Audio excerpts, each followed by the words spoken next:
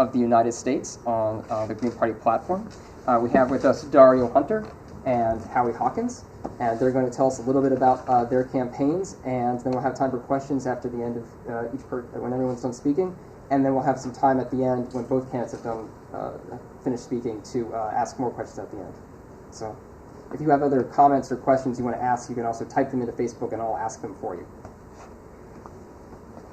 We tossed a coin and Dario's going to go first. Okay. All right. Well, it's such a pleasure being here with all of you. This is my third campaign visit to Virginia. I'm Dario Hunter, and I'm a lot of things. I'm a rabbi, I'm a former environmental attorney, an educator, an anti-fracking activist, someone who's been very vocal in support of BDS and in regards to Palestinian rights. And I'm a former member of the Youngstown, Ohio Board of Education. At the time, I was the only green office holder in the state of Ohio. And education is something that's very important to me personally and in the work that I engage in communities. It's something that's helped me get out of tough circumstances where I was raised in New Jersey, in the ghetto. I worked my way up, and through 3 law degrees, through Princeton. My mother comes from the same background, African American, raised in Newark, and I'm the son of an Iranian immigrant, which is a very timely entry point for discussion of some of the issues in regards to war and peace that our party advocates for. But as a whole, when people ask me what the Green Party is about, and I repeat this mantra because it's important, messaging is important, I tell them the Green Party is the party of justice. Justice for the earth and all its people. And it's important to stress that diversity of perspective, because people, if they do know about us, often have a very singular view of us as a party in terms of a caricature of environmentalism. But our platform is a very broad and a very comprehensive one. We should be very proud of it as a party. The many different voiceless groups, persons that we represent for in the values that we put forward. And so towards that end, my campaign seeks environmental justice, of course, and I include in that the Green New Deal. And we have to put that emphasis on real Green New Deal because there are multiple Green New Deals, plural, from various sources that have attracted certain public attention, but they are in many ways deficient and don't measure up to what we have been putting forward as a party. We're talking about 100% renewable energy by 2030, and we're talking about a just transition to do so, a mobilization that will have not just environmental positive effects, but economic positive effects. In a state like Ohio, which I represented for some years, the question often arises, what about jobs? We are hurting for jobs. The Green New Deal goes a substantial way towards providing for them. There will be millions of jobs in regards to this transition to renewable energy.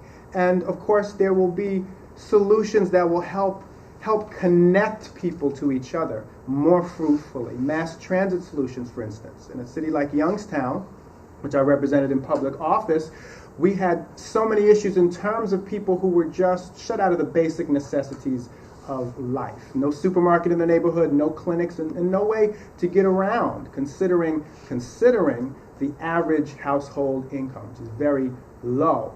And so this mobilization is going to be one that's going to be fruitful, not just in terms of renewable energy, but also in terms of community building. Now, in addition to this, our campaign puts forward something that we call the Green Path Forward. It is this further extrapolation of the principles of the Green New Deal to deal with multiple modern crises in terms of the environment, as well as to deal with the global perspective on how we resolve this global man-made climate change issue. You are not going to resolve global man-made climate change with what happens between New Jersey and California. It has to be a global diplomatic approach. And we see right now that there's a typical saber rattling coming from this warmongering imperialist government. We see it being directed at Iran right now. But we have to recognize that the countries we have been trained to see as our enemies are the ones we need to work with and have more fruitful diplomacy in order to resolve this climate change crisis that we're in. In order to save the planet, we have to unite and work together. We have to have better relationships with Russia, better relationships with China, and better relationships with Iran, which factors into the top 20 of carbon emitters, by the way, if you didn't know. We're also talking about ending plastic pollution, banning the use of single-use plastics, and addressing the abuses of agribusiness. It's often lost on the media when they discuss tragedies such as the burning of the Amazon, that the relationship exists there with the abuses of agribusiness. That happened because Bolsonaro let ranchers have free reign. We have to deal with the effect that agribusiness has had upon climate change. And scientific data is out there to say that we need to set targets similar to the 2030 targets we're setting for this transition to renewable energy, targets for reducing the impact of agribusiness. And this is something our campaign is very sensitive to, because numerous voices have said, unless you deal with this, you are not going to be able to impactfully change the landscape in terms of climate change. And of course, we have to talk about the issues of social and racial justice that affect everyday Americans all across this country, not just in places like Youngstown, Ohio, but in inner cities all across this country and everywhere in between. When we talk about education and we advocate for free education for pre-K straight through and including college, we also have to factor into this discussion the fact that education, which is supposed to be something that we have say in, democratic engagement with, has been taken out of the hands of local communities and been placed squarely in the hands of a state that has allowed our school children to be used for profit. And I don't just say this in the abstract. As a member of the Youngstown, Ohio Board of Education, I was a part of fighting school takeovers, because what they in effect did was take a failing district and continued and compounded the failure, but brought in multiple contractors who made profit off the failure. It is a part of the school to prison pipeline, making profit off of children in inner city schools and all across this country, and making profit off of them when the educational failure sets in,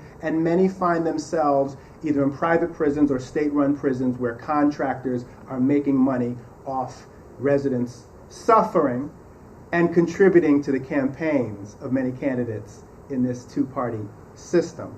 We have to ensure that there's local community control of education.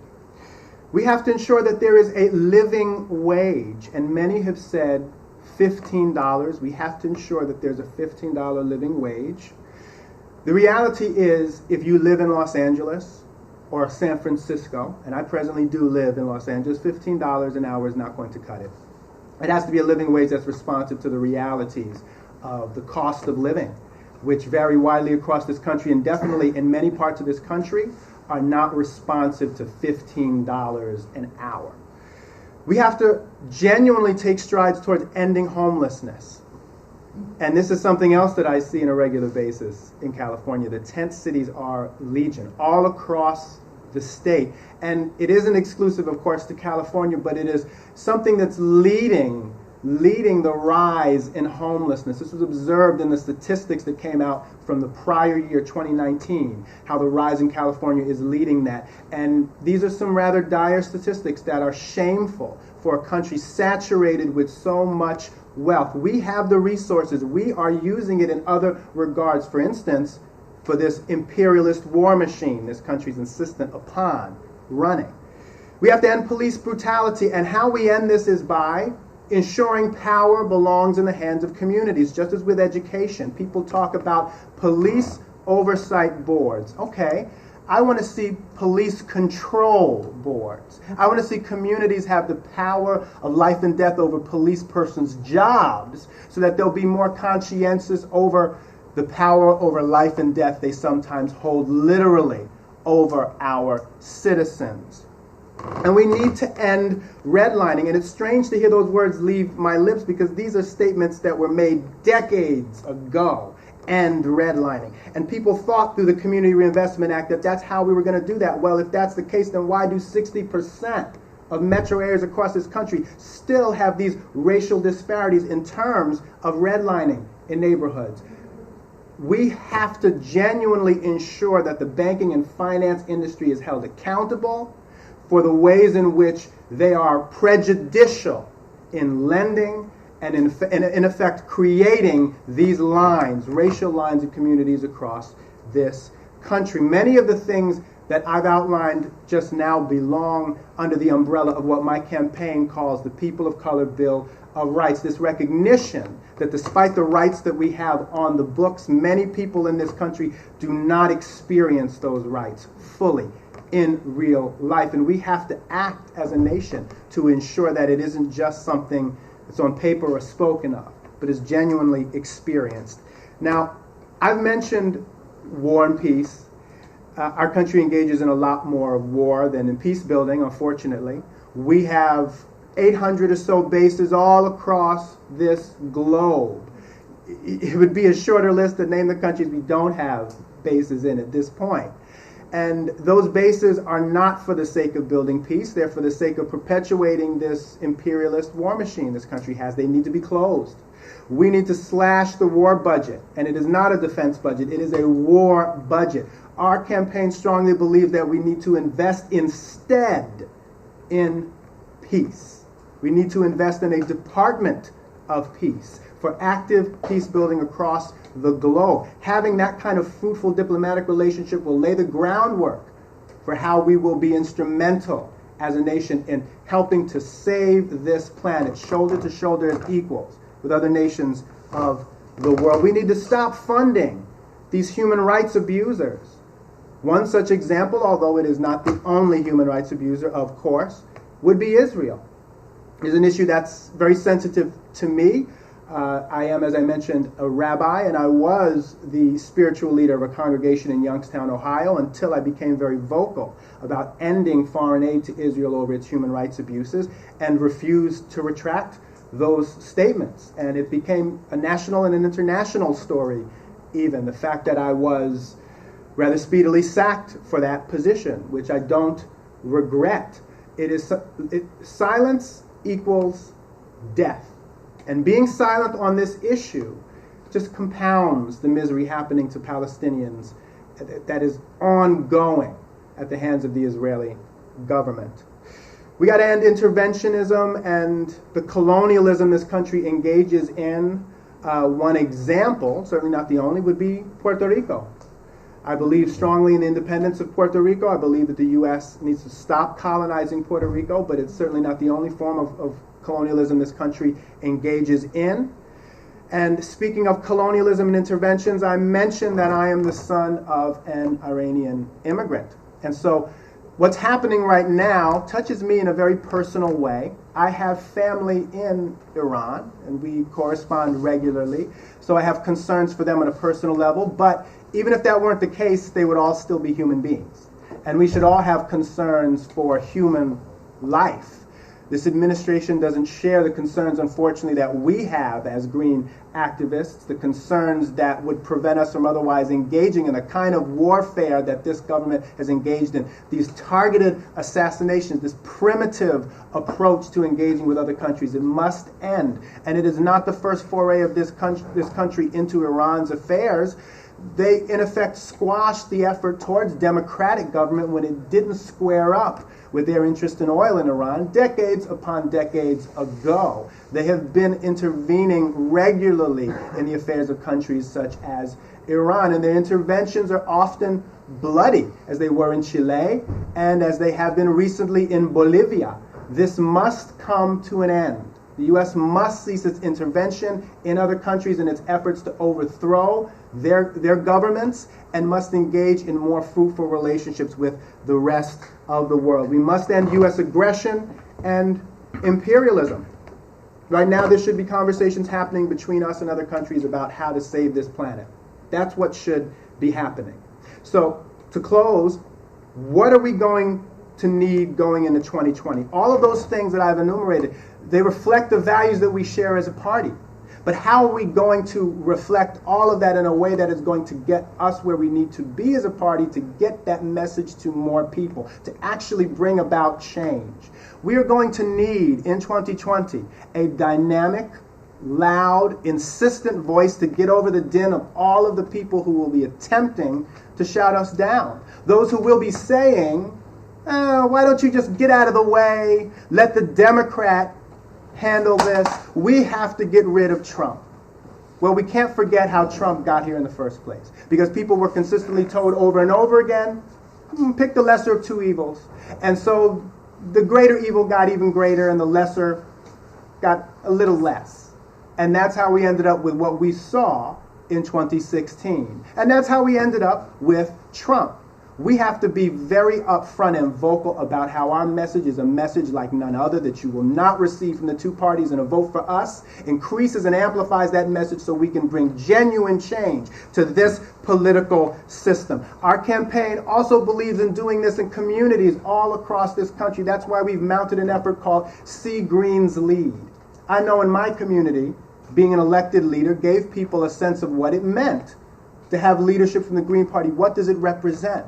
So our campaign has also reached out to and endorsed multiple local campaigns across this country, because we believe strongly that the more local Greens get elected, that local grassroots effort will give people a sense of what Green leadership means and increase their sense of the Green Party being, in their minds, as viable an option as we know this party is. And we need to focus on the brand. Now that sounds like marketing speak, but as with any kind of campaign, you have to focus on what message you present and put out there. And our campaign is very focused on that. We must have a full-throated campaign that makes the public aware of the full range of the issues we represent them on. Because there is so much suffering across this country. And we are the only party with a truly comprehensive message to solve those problems. So I'm excited to be here with each and every one of you. I'm excited for the great things we're going to do in 2020 together to get that message out. And I'm excited for the gains we're going to have in terms of our campaign for peace and people over profit. Thank you.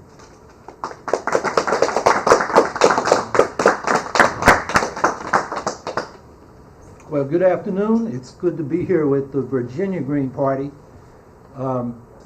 My name's Howie Hawkins, and I'm seeking the Green Party nomination for president. It's not something I planned to do when I retired as a Teamster, but a number of people around the country urged me to run. From Matt Gonzalez, the almost mayor of San Francisco. You know, he lost narrowly to Gavin Newsom back in 2003 and won on election day, and then all of a sudden all these paper ballots show up. And the two parties which were opposed to him control the electoral machinery, and you wonder what really happened there. So, you know, election integrity is still an issue. And then, you know, coming across to this side of the country, Bruce Dixon, who passed earlier this, or last year now, a good friend of mine, he was managing editor of the Black Agenda Report. He probably was the most persuasive, and a lot of other folks. And so I'm into this race. I'm somebody who has been involved in movement politics since the 1960s. I came up in the San Francisco Bay Area.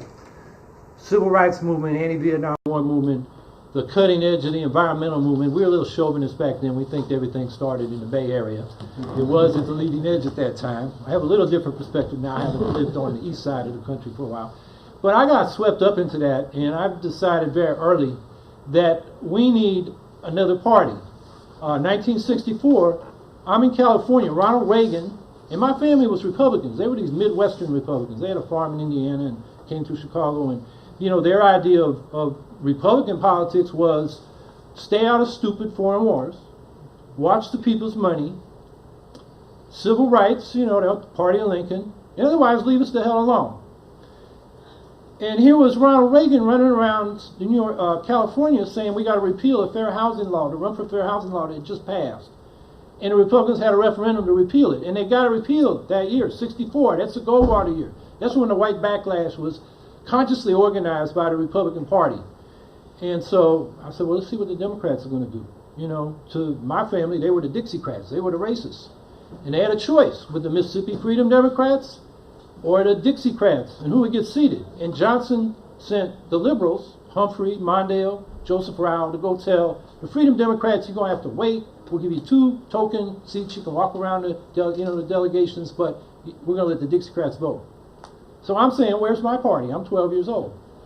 And I later learned John Lewis, had asked the same thing in his speech at the March on Washington in 1963. So my first party was the Peace and Freedom Party in California. Peace in Vietnam, freedom was the civil rights slogan. And I, at that time decided we need an independent working class party committed to democracy, socialism, and ecology. And I kept with that. People's Party, 72 and 76. Ben Spock, vice president's candidate in 72, was Julius Hobson, that started the D.C. Statehood Party, which has merged into the Green Party, D.C. Statehood Green Party. 1980, it was Barry Commoner, our most prominent environmental scientist, and he had a program that is still relevant today. He was talking about renewable energy and the corporate running of the government, and great platform. And then in 1984, I was invited to come to the first national meeting to organize a Green Party, and they wanted some people from the Clamshell Alliance, which I had helped organize in '74. We had these mass occupations of the Seabrook nuclear power plant site, and I've been involved in the Green Party ever since. The Greens in New York, I ran for local office, came this close to getting elected to city council, got 48% in a district race. If it wasn't for the so-called Independent Working Families Party that sent every damn Democrat and working families person from around the state, it was an off year. This was like the only contested. They had working families Democrats against Republicans in my county and all over the state, but they wanted to pick on me because their idea of the Green Party is we have to, strangle that baby in the cradle. And so almost won that one, but we did well. I've got double digits and then up in the 40s, both in district and citywide. And so the Greens asked me to run against Hillary Clinton in 2006. Iraq War, single payer, climate crisis, 3 life or death issues. We still have them. And then in 2010, 14, and 18, they asked me to run for governor. Each time we got enough votes to get a ballot line. In 2010, I was the first candidate in this country to run and campaign for a Green New Deal. And so, what I've done for a living in the meantime, I was a construction worker and then a Teamster. But you got to do something to pay the rent. I've really, my vocation has been politics.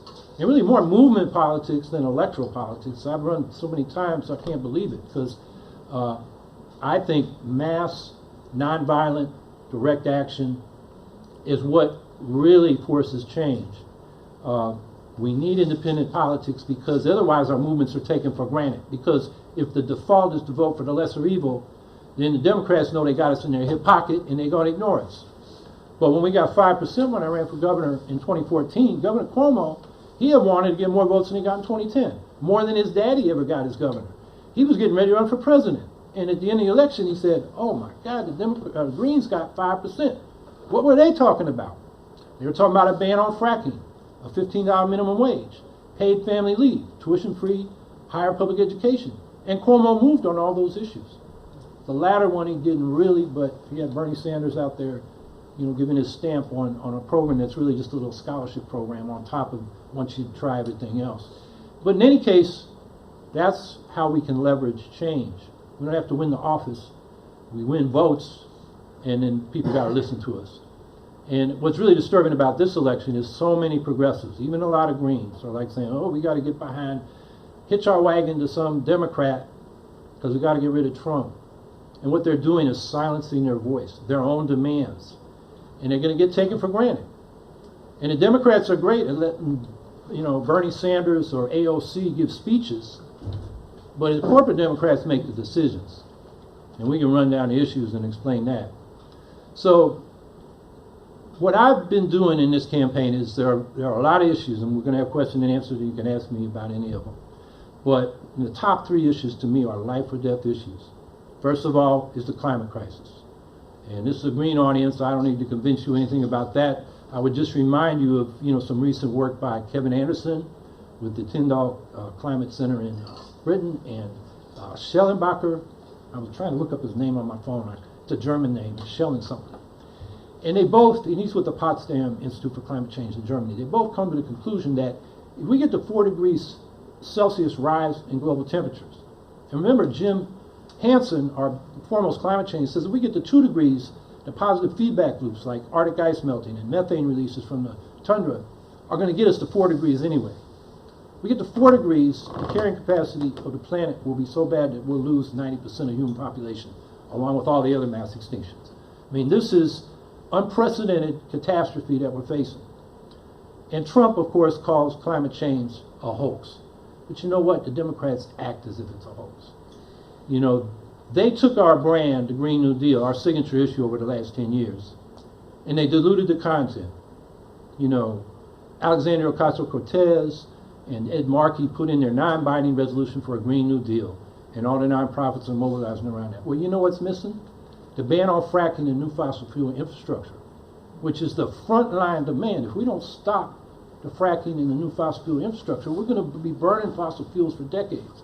And it's going to cook the planet, and we're going to go to 4 degrees or higher. We want to phase out nuclear power. They dropped that. We wanted to have deep cuts in the military budget so we can fund the Green New Deal. They don't talk about that. And they extended the deadline from 2030 that we've been talking about to 2050. What happens when you give politicians 20 more years to do something? They don't do anything. You know, that's for the next generation to worry about.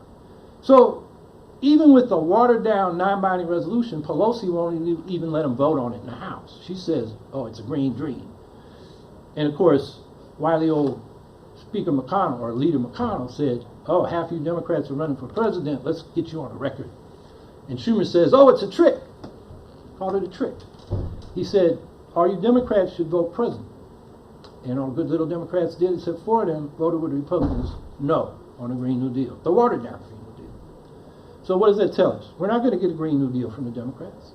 We're not going to get Medicare for all. We're going to get the same neoliberal economics that have increased inequality over the last 50 years, which has created the basis for the white backlash, which we should have defeated in the 60s, and now it's in the White House. Because of that insecurity, particularly the lower middle class white folks, they flipped a lot. You know, people talk about who flipped from Obama to Trump. It was that lower middle class. You know, those are the people, they're insecure, and they got mobilized around racist tropes against immigrants and Muslims and people of color. And so the Democrats may defeat Trump next time, but they're not going to defeat Trumpism because they're implicated in it. Obama did not prosecute the corporate criminals that stole, in the black community, half of black America's wealth during the Obama administration. That was the loss of houses. 14 million homes stolen by people like the guy who's now the Commerce Secretary, Wilbur Ross, who was in the middle because he had these mortgage servicing companies of the robo-signing scam, where they made up paperwork and stole people's homes.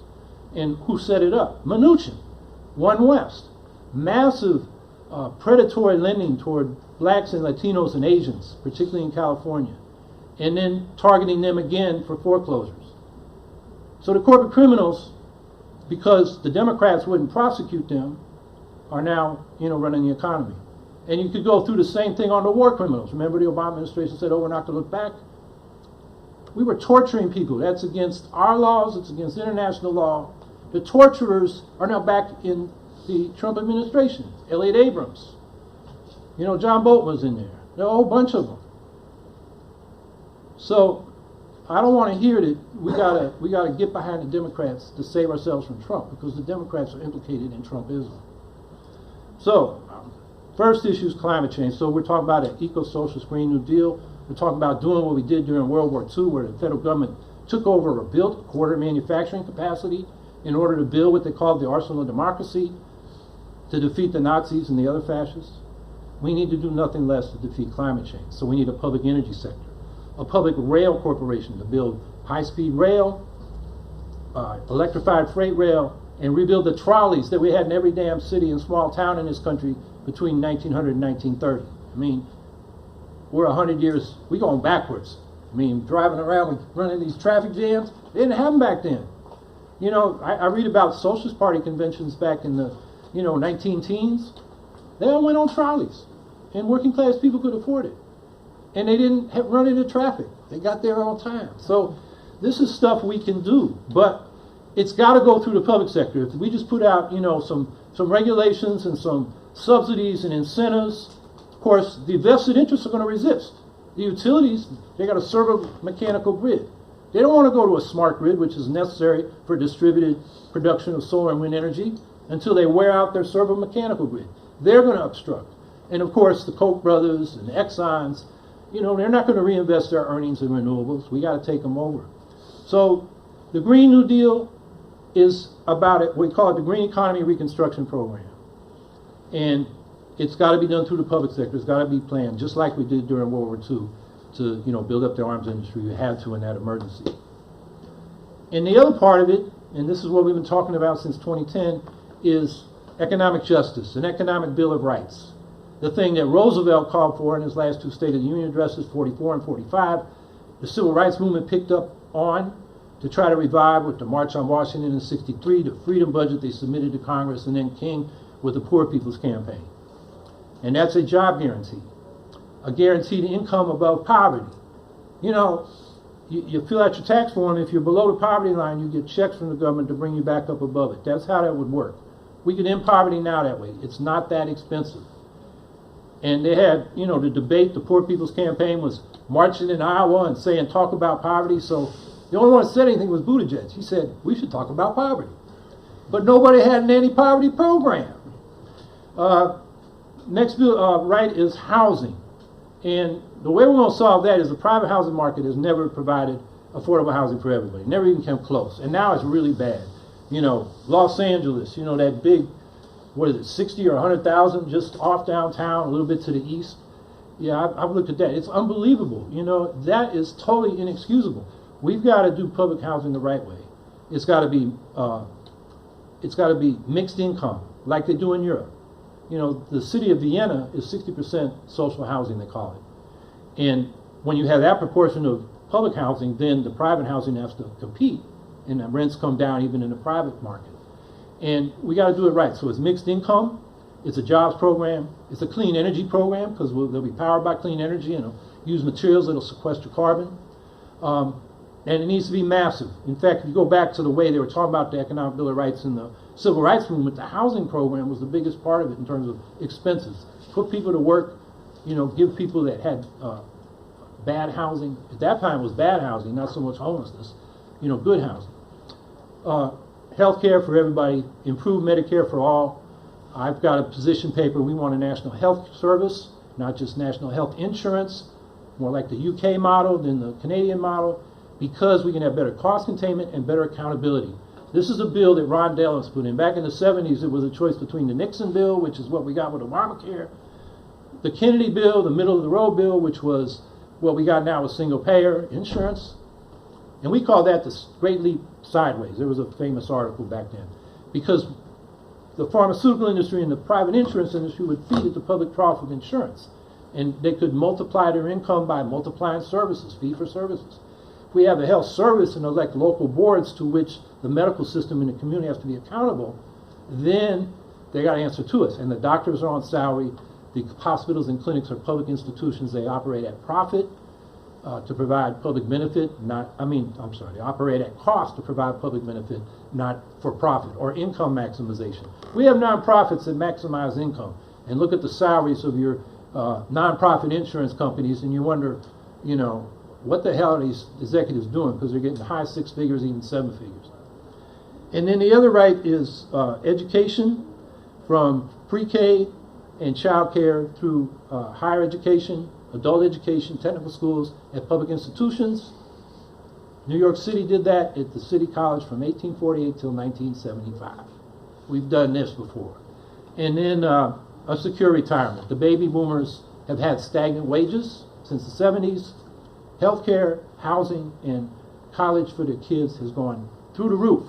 So they've raised their families, they don't have savings. So we're talking about doubling Social Security, which is an idea that the Green wrote up and did the detail work. His name's Stephen Hill out of San Francisco back 10 years ago. So that's the Economic Bill of Rights. That is the first thing we should do, I think, to deal with the problem of inequality, because that's the second crisis, inequality. Inequality kills. We now have a 20-year life expectancy gap between our richest and poorest counties. It's even greater if you break it down by census tracts. And we've had declining average life expectancy in this country for 3 years. So, you know, this is something that is a life and death issue for the half of the people that are living from paycheck to paycheck and just a medical bill or a loss of a job away from being poor. you know. And then the third issue that none of the presidential candidates are talking about in the major parties, and that is this new nuclear arms race. We've got out of the treaties. We're about to get out of the last one, the START Treaty, which is the Strategic Arms Treaty. And we are modernizing our forces. We're making them hypersonic, which means the strategic nukes are 6 times faster. So the dynamic is not launch on warning, it's launch when you think the others might launch so you don't get wiped out first. It's more than hair trigger. It's why the Bulletin of the Atomic Scientists has their doomsday clock at 2 minutes to midnight, as high as it's ever been. And they're also, as part of this modernization program, putting more tactical nukes into conventional forces. And it's built into the war doctrines that, you know, the commanders at that level are taught. So they think they can do tactical nuclear war without it escalating to strategic nuclear war. And if you read the second Pentagon papers by Daniel Ellsberg called The Doomsday Machine, he was a nuclear war planner before he was a Vietnam War planner. And this is something he's, you know, finally done. He's been thinking about it for decades. You'll find that football the president carries around, where he's supposed to push some codes to authorize nuclear war, that is more for our reassurance, because theater commanders have the authorization to launch nukes, and right down to, you know, artillery officers in conventional forces. I know Marine Corps officers have tactical nukes, and even without authorization, one of them might get mad and start a nuclear war. I mean, so we're in a very dangerous situation. So what I'm saying, and I'm hoping the Greens can put this into debate at every level, you know, our candidates for Congress, even city council, get city council resolutions. The United States should pledge, we're not going to use them first. No first use. We should unilaterally disarm to a minimum credible deterrent. We have more nukes than we need to deter an attack on us. The extra nukes would just bounce the rubble. And on the basis of those tension-reducing initiatives, we should go to the nuclear powers and say, we got to completely disarm. Let's mutually disarm. And we will have the backing of the world, because 122 nations in 2017 said, we are going to pass, and they agreed to the text of a treaty for the prohibition of nuclear weapons. It was July of 2017. The International Campaign for the Abolition of Nuclear Weapons got the Nobel Peace Prize for that achievement. And hardly anybody in this country knows it. The media don't tell us. The major party presidential candidates don't talk about it. And the world is scared to death. So if we made these initiatives and then went to them and put the pressure on the other nuclear powers, we might get somewhere. But that's the kind of thing that we need to do. And that's why we need the Green Party in this race, because we will bring issues up that the major parties don't want to talk about. So those are the top 3 issues: climate change, inequality, and the nuclear arms race. And that's one purpose of my campaign. The other is helping build the Green Party. And I'll just briefly summarize that when we get to question and answer, because I've probably gone longer than I had planned to. One goal is to try to get on all 51 ballots. We've never done that. The best we've done is 45 ballots and 3 write-ins. That was Jill Stein in 2016. And I think we can take the next step, but it's going to be a lot of work. And the purpose of that is not so Dario or me can be president. The odds of that are really low. But one thing we can do is get a lot more ballot lines secured, because in 40 of the 50 states, what we do in the presidential race, whether it's a petition or a percentage of the vote or a number of votes, it can secure a ballot line for the Green Party going forward. And the way we're going to build the Green Party is from the bottom up. We can elect people to local office. We have. We just need to elect thousands instead of hundreds as we go into the 2020s. And on that basis, get in the state legislatures and Congress. And when we got a caucus in Congress and we run somebody for president, they will not be able to be marginalized, because everybody know they're running, because we're already in Congress. So that's one objective. And, you know, that's where, you know, the money we're raising, we're trying to put as much as we can into helping states get their petitions done. Second thing is we're going for matching funds. If we get $5,000 raised in 20 states and contributions of $250 or less, that's what counts for the $5,000. We get all the money, everybody contributes up to $250 matched by Uncle Sam during the primary period. That's up until our convention in Detroit. I think Virginia, when I looked, is about a quarter of the way there. So I hope you can help us, you know, get closer and be one of those 20 states. And that's what we're really going to need, because then we can, you know, with that money, get more petitioners out there and get these ballot lines. And then the last thing that I'm talking about with people, I'm not going to elaborate too much now, but just briefly say, you know, the Greens, most of us, you know, my life history is a little different, but most of us are really pissed off Democrats. You know, we were in the Democratic Party and they went to war in Iraq. Or they support one of these damn pipelines that, you know, is going to destroy our property in our community. Or, you know, there's police brutality and they're afraid of the police. You know, I mean, it depends on the issue. You know, Jill Stein, they passed a referendum for public campaign finance, and then the state legislature wouldn't fund it. You know, that was the last straw for her. She was a reformed Democrat, you know, and thought, well, it's the money, it's corrupting. And then it was so damn corrupt they couldn't even get public financing when the people voted for it. So we're activists. We show up. You know, people call us when something's happening. They want us there. What we need to learn how to become is organizers. Knowing the kind of things that union and community organizers know to build the base. You know, Dario's hit on this. He's right. You know, we need more people of color. People of color are not being represented. But we're not good at reaching. I mean, the Green idea is, we'll give them the palm card. We'll tell them our program. Of course they'll see it's right. But they don't know us. They don't know they should trust us. You know, an organizer goes in and listens and finds out how they can help and builds a relationship and trust, and then you can talk to politics. That's just one example of the kind of organizing skills we need to inculcate in our party. And so that's another thing. We hope to have workshops, if we can afford it, you know, regional workshops where we'll have spend like one day on, you know, election canvassing for our campaign, and then one day on these organizing techniques so we can go out and build a better base for our party. So with that, there's an article I wrote on which Green New Deal compares what I'm talking about to what the Democrats are. It's in that Against the Current. Those magazines are free if you want. T-shirts are 25, the books are 16, palm cards are there, sign-up sheet, and donation forms. So don't be shy. And thank you for your time.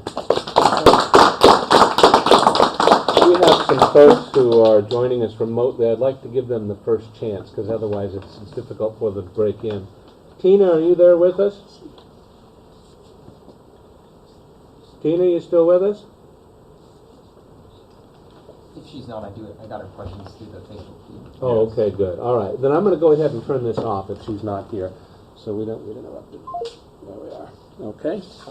Good. So the question for those who are listening through the Facebook feed and through the speaker, they want to know, first, how do your campaigns differ? What's like the major difference between them, would you guys say?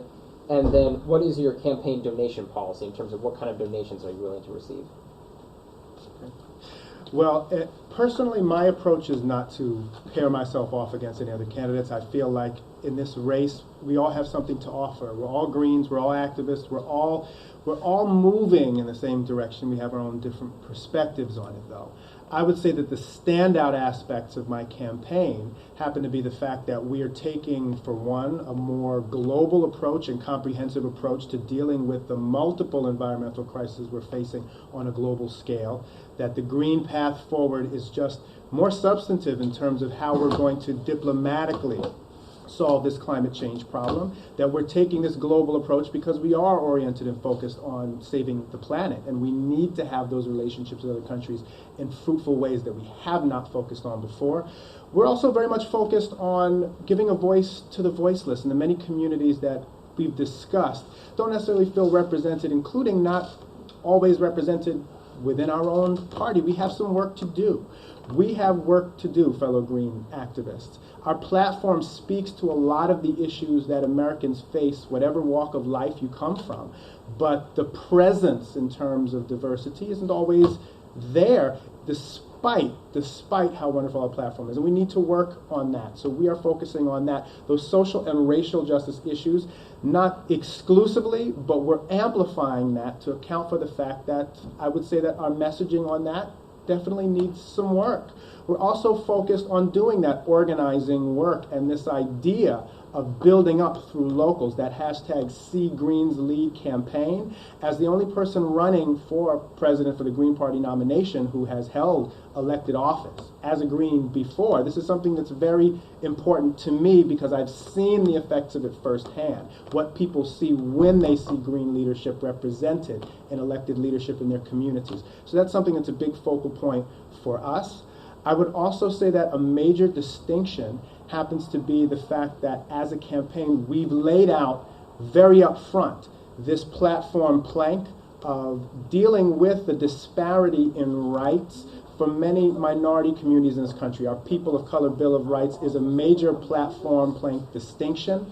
And I think that going into 2020, we have communities that are looking for answers to the suffering that they're facing.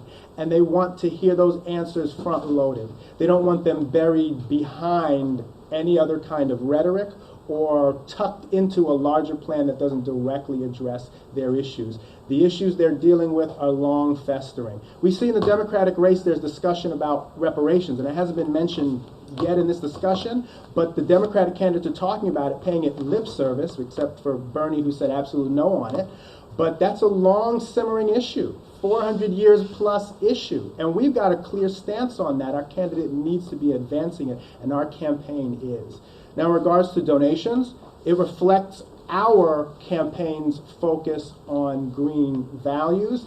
And the way that we focus on green values in that regard is by refusing donations from any PACs, any groups really, except for green groups. I understand being a leader of a green local, the Mahoning County Greens, I understand that when you don't have party status or you lose party status, you might have to create a green PAC just to exist. And that's what happens in the Mahoning County Green Party. That's not what we're talking about here. We're talking about PACs that belong to other separate organizations from the Green Party as a collective. Anything that's an organization beyond green organizations, we don't take any money from. If your union loves my campaign, that's wonderful. We support workers' rights. We support unions. Encourage the individual members to give us donations. That's it. Thank you. Well, I don't hear any policy differences with Dario. I haven't heard one. I mean, we've had a lot of debates. We may package them and brand them a little differently, but I think any two people are going to do that. So I don't think that's an issue. I think, you know, what my campaign is emphasizing is helping the parties get on the ballot. And we're really trying hard to get the matching funds so we have the resources to do that. So I think we're a little further along on those objectives. As far as the campaign funding policy, our policy is we don't take any money from any for-profit entity, corporate PACs, corporations, even small businesses. It's off your business account because we don't want to be taking money from people that might be doing business with the government. That's corrupting. That's the problem we got. We will take money from organizations that are people's organizations, democratic organizations. I got a $500 contribution from a group of socialists called Solidarity. We got from the Missouri Green Party. It was a filing fee that went to the party, and then we got it back.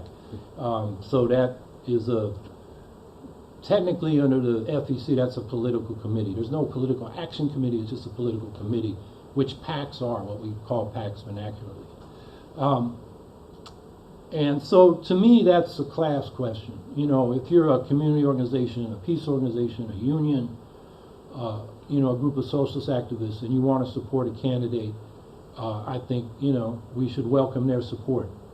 You know, a political party just can't exist out there isolated. Traditionally in the socialist left, there was a stool with three legs. It was the co-ops, the unions, and the party. And that's the kind of movement where there's an independent party that I think we need to build. So that's why we'll take those donations. Now, I know I've been on Tina on one of them online things, Facebook messaging. I'm like, I'm on all these platforms. I don't even know what I'm on sometimes. But anyway, we've had this back and forth. And, you know, what I tried to point out to Tina was a PAC of, a donation from a group of little socialists. You know, we've raised $75,000. We got this one little PAC donation for $500. It's not even the corporate PAC money. I mean, all the Democrats say we're not taking corporate PAC money. But the real money is in the super PACs and the dark money. And these 501c4s, they don't have to tell you who their donors are. And then those C4s can give money to the super PAC. The super PAC has to tell you, but behind the C4 is where that money come from. It's coming from the Koch brothers and the Mercers and, you know, foreign entities. We don't know because it's dark. That is the big money. If you look at where the big money is coming from, it's not corporate PACs anymore. It's that dark money and that super PAC money. And there are no limits on that. So the super rich, the Adelsons of the world, the Kochs of the world, they're the ones that are buying the elections. And that's what we need to worry about. So anyway, sum up, our policy is we take money from individuals and people's organizations, but not for-profit entities. Thank you. We can continue to moderate questions. Sure. Does anybody else have any other questions? So, speaking as a young person, a lot of the issues that at least we've had in our local trying to organize, especially with young people, is there's a very large sense of dissatisfaction with just politics in general, whether it be Democrat, Republican, Green, Libertarian, Independent, what have you. I found a lot of young people, at least in my community, just are fed up with the entire process itself. They don't care what anyone has to say because they feel that their voice isn't heard. They can have a politician say whatever they like, but at the end of the day, they don't feel like they're really involved in the process or feel like they can get involved in the process. What is your campaign's message to those people who think that, I'm giving up because there's just no point? Mm-hmm. I would say that my message is tell me about it. I'm a millennial, and I'm running as I'll say, youngish person for President of the United States. And having been engaged in local green politics, as a leader in local green politics, I looked around and, everyone at the table with me, not only did not look like me, but overwhelmingly they have been engaged in it for some time, some decades, and average age 60-ish. Absolutely nothing wrong with that. They bring to the table a richness of engagement with politics that people like me benefit from. However, at the same time, people in my age group and younger can be forgiven for looking at that and thinking, okay, our interests don't necessarily match, and where's my place at the table? How do we move forward with the issues and experiences that we're feeling that don't necessarily come within the range of your understanding and experience? And I think this is where local organizing comes into play. How do you connect with communities? How do you reach out to people? What is the messaging that you put front and center? And I made a conscious effort as a local leader to not only reach out to diverse communities, but also to make that place for younger people, because while there is that frustration, and it's palpable, and you feel it, it doesn't mean that there aren't young people who want to get engaged and are active. They're just not feeling the place at the table. And that's what needs to be created. The calcified structures that are in place that put forward other generations in terms of leadership, we need to look at creating and carving that place for the next generation of leadership, for ensuring that people hand over that baton. That doesn't always happen in locals, and it doesn't always happen in a welcoming kind of way, and I'm speaking from experience. So we have to be very conscious. We have to be conscious about how we create that place and that space for it. In reality, while the focus may be different from generation to generation, the human needs are going to have commonality. And the approach is going to have some commonality. Everyone wants to be heard. And when they don't feel heard, they walk away. And so we have to tailor our approach to that.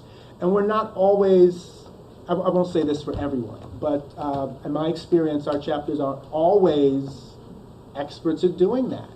If we approach someone who is, for example, a young single mother in Youngstown, Ohio, whose child has just started school, and the first thing that we say to her is, I want to talk to you about the Green New Deal. Okay, that's wonderful. The Green New Deal is wonderful. We need it. But what are her concerns? Have you talked to her and got a sense of what her life is like? What life is like for her child? How are you actually connecting with the issues that affect her? And so this is something we have to do some soul searching on a local and a national level about, to ensure that we are doing that we're messaging and connecting in ways that bring people in because we are addressing their issues. And that's what my campaign is all about, that range of issues that our party really does have answers for, but the messaging and the way we connect with people needs some serious reconfiguring. Well, the young person you were describing sounds like a young person who feels powerless. That the parties are out there, but they don't have a connection, and if they're asked to be involved, it's grunt work. And they have issues that maybe aren't being talked about. So when I encounter young people like that, listen, what are their issues? And then try to get them involved in, not necessarily the Green Party, but a movement. In Syracuse, it's young people that led Black Lives Matter. As young people, we have a worker center that is mainly working with Mexican and Guatemalan, farm workers and sweatshop workers and fast food workers. And that's a place where a young person get involved and, they help make the decisions and the strategies. And that gives a sense of power, that your voice matters. And I'm from a generation in San Francisco Bay Area, we had a slogan, don't trust anybody over 30. Because they weren't listening. And actually, it was a guy in the free speech movement, Jack Weinberg, said it as a joke. But people took it as for real, because it was. And so I feel the youth, because I can remember meetings when I was a younger person and we're strategizing, and I felt like, didn't anybody hear what I just said? So I think, getting people involved, and then, experiencing movements, you get a sense of your power and you get experience. Now, if they want to deal with, some complacent, comfortable old white middle class people in the Green Party that don't seem to want to get up their butt and talk to anybody and they just got the little franchise, I would say, okay, get your friends together and outvote them. Get organized. And I would say that to any group that feels like the Greens are welcome to them. I see it, but, it's going to change. I can't change it for you. You're going to have to help change it. So, I would challenge them on that regard. But my first instinct is, if they're feeling like the parties don't make any difference, politics don't make any difference, get involved in some movements which force issues. And in the local level, man, don't take that many people to create a little crisis for the local power structure. So that's what I would encourage young folks and help them do. Yes. So there's a history of some unfortunate division in the Green Party of the United States. One thinks of presidential nominating convention of 2004. That was before my time, but I've gotten an earful from a lot of people on all sides of that. There are a lot of people running for nomination of our party, the two of you and some others, Sednan Curry and David Rold and Kent Mesclay and so on. Most of you aren't going to get nominated. So my question is, if you're not the nominee, what are you doing in August and September and October for the party? And how is what you're doing going to support our nominee, whoever that is, and support holding this party together and unifying it and moving it forward? I'll go first. First last time. Yeah, well, I mean, there's an issue because I got the Socialist Party nomination. They don't have ballot lines, so it's more like an endorsement. But, I owe it to them to carry forward if I'm not the Green Party nominee. Now, I'll say one thing. If there are Greens that are unhappy that I didn't get the nomination, I would say to them, if you want to support me, don't do it through the Green Party, or don't try to get the Green Party, support me in your state rather than whoever the nominee is. Because we need the Green Party. We got ballot lines. That's our biggest asset. That's why I think we're the center of building a broader left. That's why I'm approaching Peace and Freedom and California, progressives in Oregon, they got ballot lines, Liberty Union in Vermont, Labor Party in South Carolina, trying to broaden out the base and build a unified independent left. But to the Green Party, I would say I would, organize against anybody that thought they should split the Green Party over this if I didn't get the nomination. I would articulate the program I am, see where, if the socialists had any energy to get a ballot line. But, if I had the Green Party nomination, I don't have much of a platform. And I would say, whoever the Green Party nomination is, if they're on a ballot line and I'm not, that's probably your best vote. I mean, that's just practical.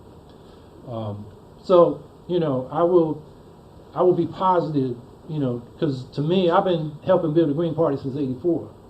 And I've seen a lot of parties come and go.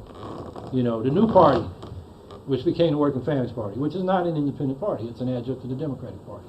The 21st Century Party, that was, Emily's List and, Eleanor Smeal and those people in the early 90s.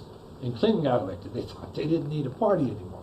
You know, Ron Daniels out of the Rainbow Coalition, he was executive director and Jesse Jackson's campaign manager. He tried to run in '92, the campaign for a new tomorrow. It's no more. Probably the thing that had the best organizational basis was the Labor Party, that Tony Mazzarchi in particular initiated. And they had, according to their, formal affiliations, they had 6 million union members affiliated to the party through their unions. The reality was that included people like the mine workers in Trumka, who had no intention of running against the Democrats. So it wasn't as real as it looked, but it was pretty substantial. They're gone. We're still here. And in some ways, we're here because we're needed. We're those pissed off former Democrats. We need something out here, and the Greens are it. So, my attitude is if I'm not the nomination, I'm going to make sure that the Greens come out of this election stronger than they went in. Even if I'm not the nominee and I'm nominally the Socialist Party nominee, and I might be on the ballot with one of these third parties. But I'm hoping we can have a unified ticket. So I want to make sure I understand correctly what you're telling me then. So if it's August and you're not the Green Party nominee, you are nonetheless still a candidate. Yeah, just not the Green Party candidate. Nominally, and Okay. maybe in a few states. But, take Oregon, for example, right? I've been encouraging the Progressive Party and the Green Party. They need, I think it's 3% in that state, maybe it's 2% in a statewide race. So hopefully at the top of the ticket, we got fusion, but down ticket, they should, one party take one race. They got like 5 different races. So they both get on the ballot. I'm trying to encourage things like that. It's a much less complicated picture for me. I didn't get in this race for the Green Party nomination to end up running against the Green nominee, and I didn't become a local leader for my party to end up engaged in anything cross purposes in that regard. I'm here to build the party, local, bottom up, and top down. We have some serious work to do, folks, and I'm here to focus exclusively on the Green Party. When I say that, I don't mean I won't be engaged in other movements that align with our values. We have to. That's a part of building our party. It's a part of living our values. So that will be an approach I'll be engaged in. Whether I'm your nominee or not, I'll be doing much of the same things that I've been doing before, being an activist for the causes that matter. Opposing fracking, opposing human rights abuses in Palestine. I've done that before being nominee. I'll continue to do those things. I will not be running against the Green nominee. I will not be running on any other ballot line if I'm not the nominee. I made a very clear declarative statement in that regard. Some people asked me to run for the Peace and Freedom nomination. I have declined. I know past nominees have taken additional ballot lines after the Green nomination. That's not something to be ruled out, but definitely not in a way that might put me on any ballot against the Green nominee. What I'll be doing in August is, nominee or not, fighting for the same causes that matter to all of us on a local level and a national level. And I'm excited for that, whichever way that turns out. I'm excited for our prospects as a party in 2020, whoever is the nominee. I am very much hopeful of us gaining ground and getting that message out there despite all of the naysayers. And towards that end, I am laser focused on building this party. Are there any further questions? Yes, go ahead. So the Green Party gets very little media recognition, and for Jill Stein, the recognition that she got, some of it with RT Network, she's been criticized for being a Russian agent. How would you improve media access, the fact that millions of Americans have never heard of either of you, even though many of us in this room know of you and your campaigns? How does the Green Party get media attention? What's your strategy for that? To just briefly address that issue of Jill Stein and RT, that criticism is something I'm very much aware of and something I've very much spoken out against. I am very much against that whole Russiagate nonsense. I think it's ridiculous. It's been imputed to Jill Stein, to Tulsi Gabbard, and it really is just a way of swatting down true progressive candidates. And it's unfortunate. Now, in terms of my media messaging, I want to say I've been lucky, but I mean, that's really discounting a lot of hard work that I've put in place as an elected official in Youngstown. I really purposefully set out to engage with the media in strategic and savvy ways in order to get my message out. And being a local office holder, an office that people don't usually pay attention to, your local school board, you should pay attention, but most people don't. I really had an outsized presence media-wise. And that's because not only was I actively doing things, which any elected official should do, especially a green official, every time I did something, it was always accompanied with an organized media strategic approach. Press releases to a media list, well-written releases that could stand as articles on their own. These are things that we need to be having classes in green chapters for all across this country, and this is a part of party building, because my observation, and even my own local, is that it's not something that comes readily to chapters, but it needs to. Do you have a media list? How are you engaging with the media? Is there someone who has the skills to write artful press releases? In terms of the work that I did, my relationship with the media, and we are talking about relationships with human beings, by the way, had gotten to such a positive point that when I did lose my position for my statements on Israel, which, by the way, was something that attracted attention not just in Youngstown, but in an international scope, I got a call from a member of the media. And it was not to ask me about the story. It was basically for her to say, you know, I know what you've been doing in the community. You're an honest guy. I'm so sorry that this happened to you. I just want you to know that I'm praying for you. One human being to another. It really is a function of people's skills as well as media savvy. And not every individual has that right off the bat, certainly not every chapter. So there has to be a purposeful effort to do that. And I have experience in doing that, and I have progressive experience in doing that for this campaign. This campaign has gotten a good amount for a primary run of national and international attention for the stops that we've made, the stop that we made also in Palestine to connect with a local political leader in the Palestinian Citizens of Israel community.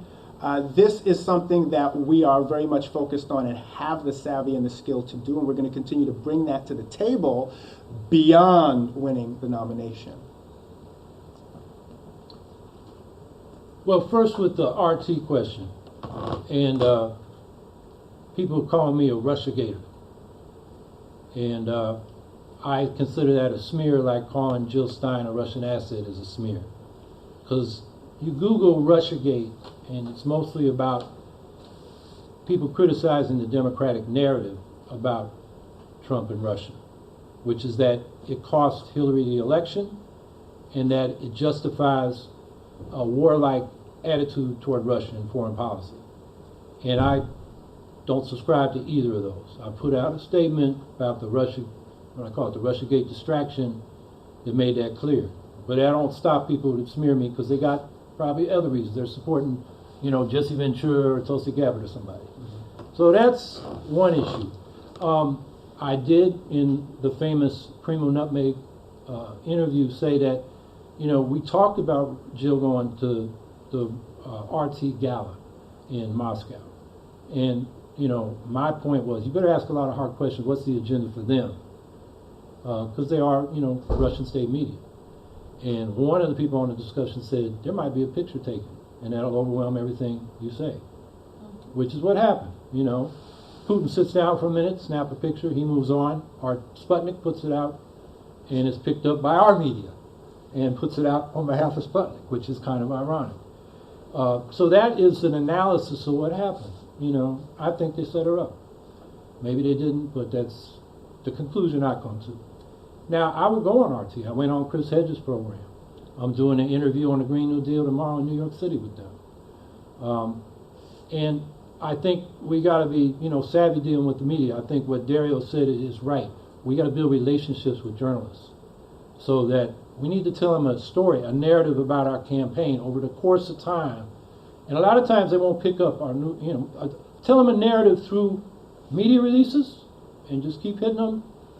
And in my experience, you know, reporters will file them, and then when they decide we got to write about this guy, they go back to those releases, and you'll find quotes that you gave them, you know, 3 months ago. One angle I'm trying to work is I'm the original Green New Deal, the first candidate in this country to run on that. And, you know, when CNN and MSNBC had the town halls on climate change, you know, we really tried hard to get in there, or at least get a segment. About as far as we got was, you know, reporters and some hosts were interested, but, you know, they're kind of like waiting, you know, until later in the campaign, so we might get that.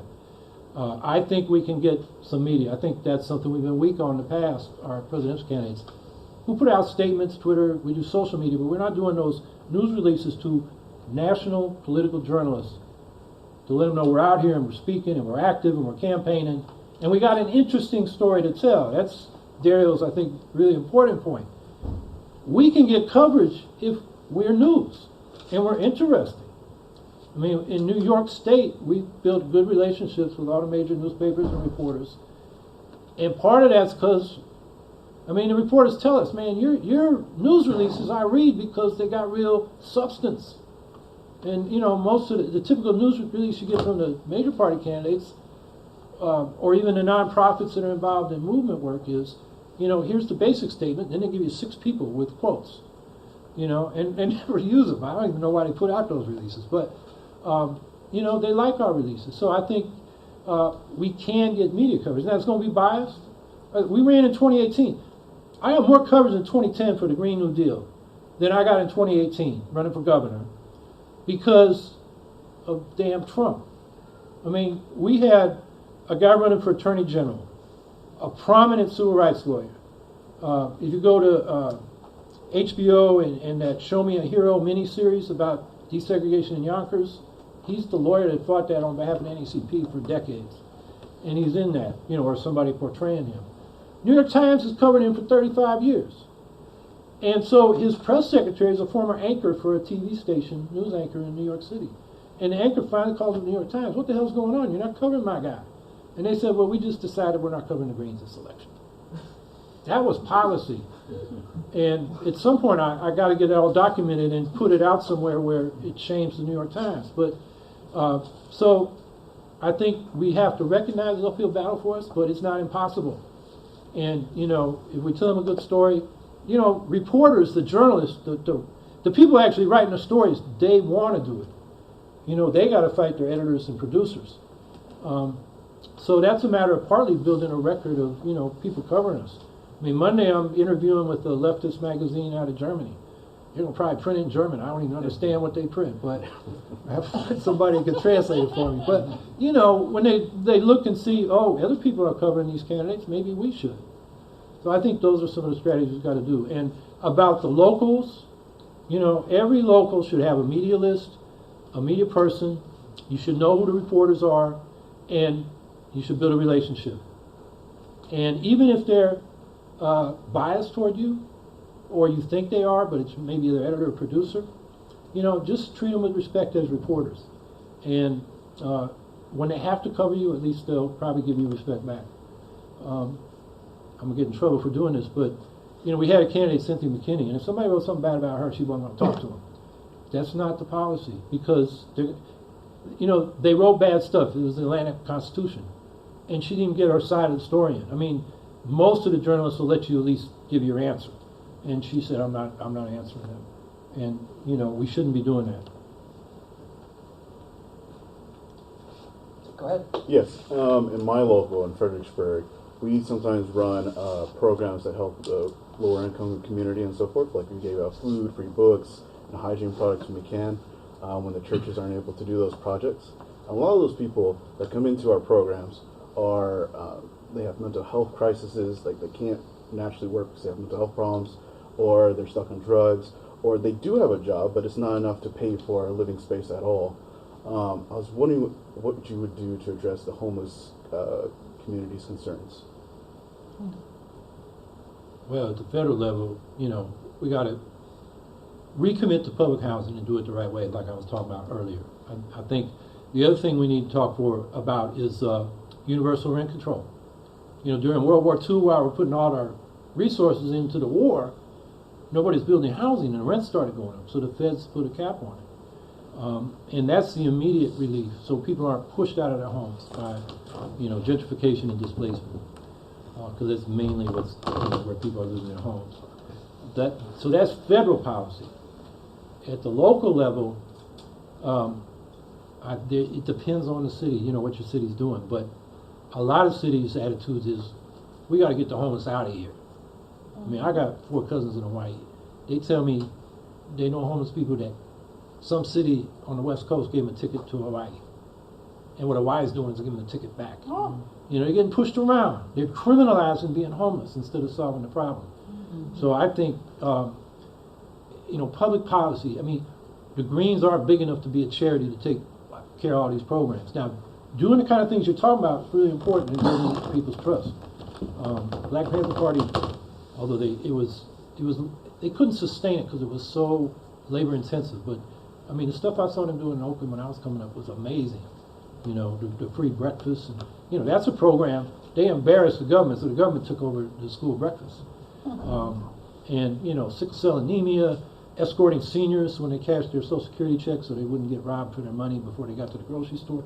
I mean, all that stuff. And where they found out how to do that was they had a storefront on Shattuck Avenue, and people would come in and tell them about their problems, and then they'd say, oh, like the most famous thing that really won the people of Oakland over to the Panther Party was Salem Elementary School. And there were children getting run over because they wanted a stoplight. The community asked for a stoplight. So the Panthers went down there, armed with a rifle. They started directing traffic. And the city council started moving. And I just learned, I went to an event in Corona, Queens, which is like, they call it the Little Harlem of Queens, where the black community was. Back in the 60s, they did the same thing in front of a similar situation where people were being run over. It wasn't just school kids, it was old people. And they got a stoplight. Not only that, they got the Langston Hughes Community Center and Library, which is where this event was. So that's just to say, between elections, you know, we can do things like that, you know, illustrate the problem and why it needs to be, you know, it's not like we can solve it, but we're showing, we're trying, and we can point to a policy solution. So that's the kind of thing I would say at the local level we should be looking to do. But in the end, a lot of these questions require policy, you know, government action. And we're in a period where we've had at least 50 years of propaganda that government can't do anything right. And, you know, we got to say, well, put us in the government. We'll show you different. We have a serious democratic deficit in this country. There's a serious separation between the everyday experience of Americans and those who are actually in the decision-making position. And this area, the issue of homelessness, those who are without homes, this is just one piece of that larger puzzle. If we are talking about a top-down approach with a federal creation and management of housing, well, there are many flavors in which that can take place, and one of them was like what I experienced in my childhood experience with public housing in Newark, New Jersey, which was not a positive one that was very much hooked into all of the other unfortunate social ills of people who were left behind by a broken, so-called democratic, hyper-capitalist system. People who are, in effect, relegated to red brick reservations. That is not what we want. We want community control and say over housing because there is the understanding in communities of what communities need. And we also need that issue to be dealt with in a larger comprehensive approach to deal with all of the other social ills that create a sense of hopelessness in our communities. Yes, there is a housing crisis, absolutely. But there's also a crisis in terms of healthcare. There's a crisis in terms of food deserts. There's a crisis across the board for inner cities in this country and everywhere in between. Coming from Ohio, we have crisis in the inner city, but we also have rural issues as well in terms of inability to access the basic necessities of life. So when we're talking about housing, yes, we need to increase housing and the resources for it, for the creation of housing, but we need to have community say and control. We need to have it hooked into programs that also ensure that we do not have food deserts, that we have ready access to healthcare in your neighborhood. It's one thing to tell people you have universal healthcare. Let it be. Wave a wand. If you don't have a clinic in your neighborhood that's providing you with a decent standard of care, what does that amount to? So it has to be a comprehensive approach. And it has to be under community control and say, because communities understand best what they need. I've seen the alternative firsthand, and it's not pretty. So this is going to be an approach that deals with firsthand, tackles head on the democratic deficit in this country, and doesn't allow for range for decision making that's out of an understanding and control of communities, as well as the possibility, which is often inserted into these programs, for corporate profit. Yeah, we probably have time for one more question. Go ahead. I think it was John Steinbeck who said the reason we've never had a revolution in the United States is because there's no poor people. All we have are temporarily embarrassed millionaires. Yes, I've heard that quote. And, you know, we're here in Central Virginia, and, you know, these are the people among whom I try to organize, and it's, you know, you're actually next door to Walton's Mountain. I don't know if you know that. You know that old TV show, The Waltons? That was an actual real family, and they lived just over the highway over that way. This is the America we're in. And so far as they know, when it comes to the economy, there's only two kinds of things they know about. There's capitalism. This is their narrative. There's capitalism, which built America and equates to freedom and means that they can consume what they want. And then there's socialism, which is what all those bad countries did, and they suffered a lot, and many people died, and we don't want that because it's evil. Now, that's the narrative, which is sustained by our popular media. The Green Party offers something that is not capitalism. It's now in our platform, and it's not state socialism. That's also in our platform. How do you articulate an economic vision to voters, particularly voters right here in this community where we are now, that would allow them to see the world differently and maybe be attracted to a green vision of a sustainable economic compute with lower consumption and more justice? How do you communicate that idea? Wow, what an excellent question, what an excellent point going into 2020, because for me it touches on all of these different areas. As a young green activist, youngish, as I put it before, the theory behind a lot of what has motivated green activism and socialist activism before this point, the theory is there and compelling, but the expression is very different. As opposed to having discussions about the theory and the fine points of socialism, the expression of it and how socialism has legs in our communities is something that's just a more compelling approach for me as an activist, and something that really gets good mileage for the work that I do.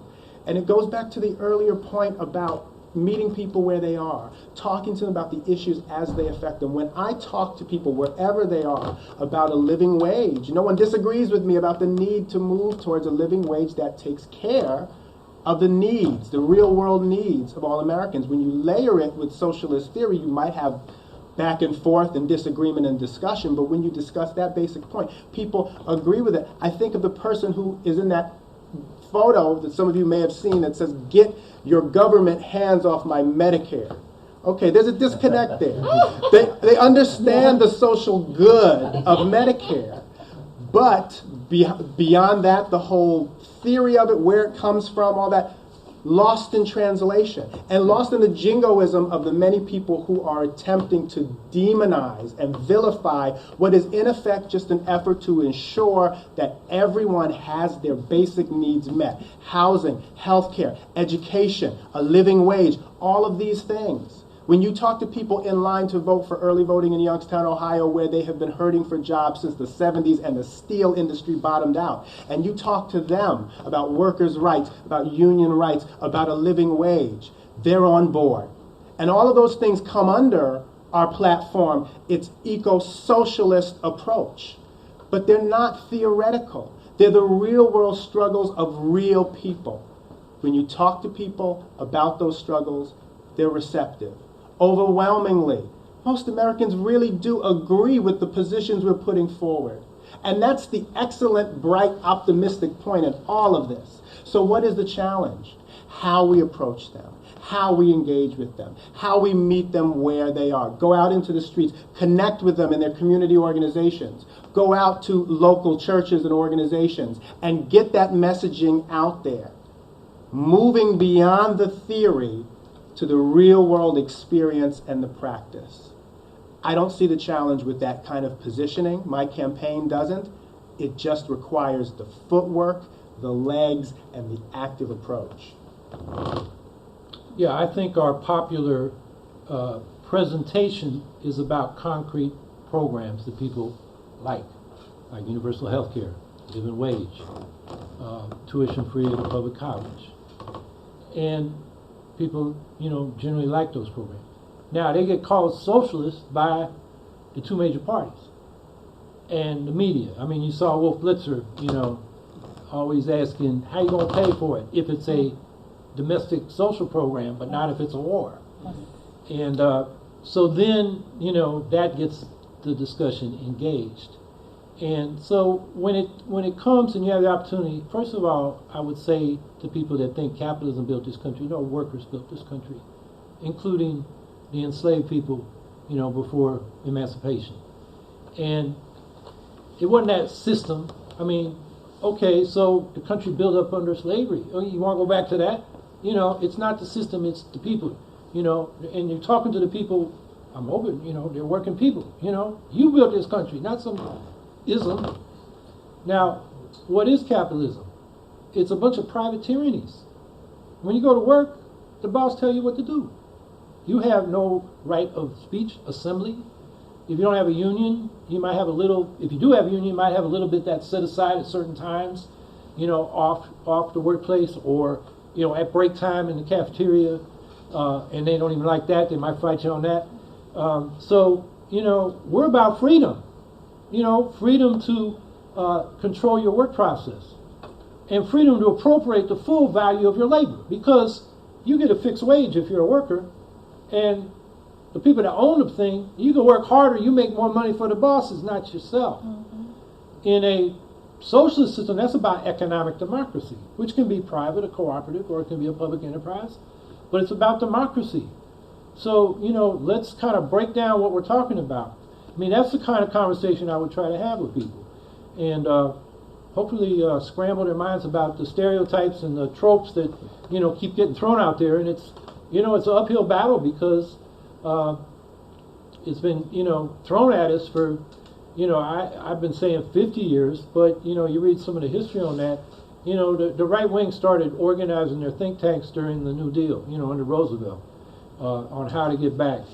And it's so ironic, people like Milton Friedman and Alan Greenspan, they were paid for by the government, and they're saying the government can't do anything right. I mean, they're such hypocrites. There's so much to talk about in that area. So those are some of the thoughts I have on how to deal with that question. Now, the other thing going on is suddenly a lot of people are saying, maybe I am a socialist. I think Bernie Sanders gets a lot of credit for that. I think Fox News gets a lot of credit for that, because they kept calling Obama a socialist. And people are saying, well, Obama ain't that bad, maybe I'm a socialist. So people are asking, it used to be a conversation stopper, now it's a conversation starter in a lot of parts of the country. So I think it's, we're in a kind of different period on the question of socialism. And I think it's important that, we not apologize for states that call themselves socialists that are very authoritarian. North Korea, Syria, any of those countries that repress their people, don't give them their rights, and say that's socialism. Because you do that, then you're going to confirm what the right-wing propaganda say. And, I say when people say point to a socialist country, I say, I don't see any. I see socialist institutions. Do you belong to a credit union? Do you belong to a food co-op? You have a public power utility? Those kinds of things. And so I think this is the beginning of a long, long discussion. Now, I am sometimes saying we want to get 1 million votes for socialism in this election. Jill got 1.4 million. Last candidate for president got 1 million votes for socialism was Eugene Debs 100 years ago, 1920. If we could do that, we'd have something to talk about going forward into the 2020s, saying there is a left out here, and that would both encourage people who want to be part of the left that actually we can be part of something that's real, and also say to the the media and public opinion makers that there's a movement out here. So our live stream is about to cut off in about 30 seconds. So we can still answer questions. It'll just not be through there. I can still keep recording for the debate. But otherwise, we'd like to thank our candidates for coming to be able to speak to us and answering all the questions that we had. Thank you very much. Thank you. And for the live stream, go to dariohunter.com for more information. Those of you who are still here, there is a table of information, buttons, stickers, sign-up sheet, and please do donate. I wish money wasn't a part of politics, but unfortunately it is. You can donate through the website, or for those of you here in person, can donate with me. HowieHawkins.us, if you're still listening. HowieHawkins.us is the website. Thank you. Thank you.